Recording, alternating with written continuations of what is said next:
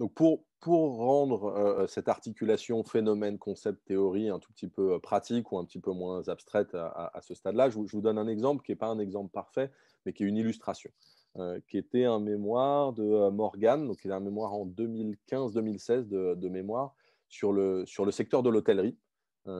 Et elle a fait un travail pour identifier les phénomènes, les concepts et les théories qui étaient intéressants. Et je pense que ce que je vais vous présenter, c'est une synthèse de ces 6 premières semaines de travail, les 2 premiers mois de l'année où elle est partie de ça. Et ce qui était intéressant avec elle, c'est qu'elle est vraiment partie du terrain parce que ce qui l'intéressait, c'était le secteur de l'hôtellerie.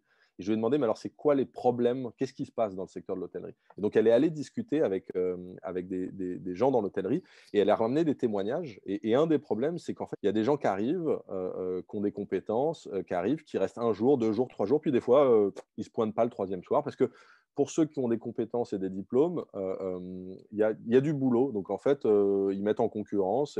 Et donc, un des problèmes récurrents des acteurs de terrain, c'était de dire bah, moi, j'ai du mal à fidéliser mes employés, quoi. Ils viennent et puis ils repartent et ils n'arrêtent pas de faire des allers-retours. Et donc, elle avait interrogé de mémoire 5 personnes.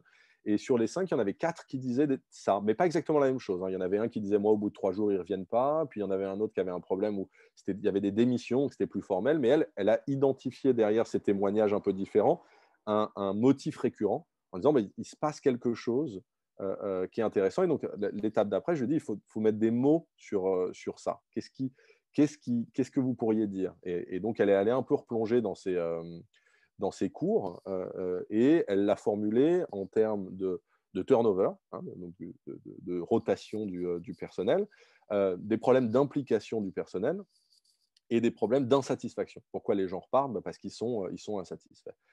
Donc ça, ça correspond à ce que j'ai appelé des concepts. Donc, hein, c'est des catégories un peu abstraites, mais qui permettaient de mettre des mots un peu plus généraux sur des constats individuels, locaux, parce qu'elle avait interrogé des gens dans l'hôtellerie, mais ça allait du restaurant à l'hôtel de luxe. Donc, finalement, ils ne disaient pas exactement la même chose, mais elle a trouvé des mots qui étaient un peu communs à tout ça. Elle était montée en abstraction en passant de il y a des gens qui m'ont dit ça et ça se ressemble à j'ai les mots, c'est turnover, implication et insatisfaction.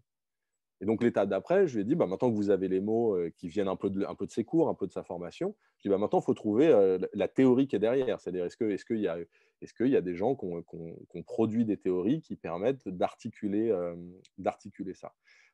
Et elle est allée fouiller, alors j'expliquerai un peu plus tard comment elle a fouillé, mais une des théories qui permet d'articuler et d'expliquer les questions de turnover, d'implication et d'insatisfaction, c'est la théorie du contrat psychologique, principalement produite par Denise Rousseau.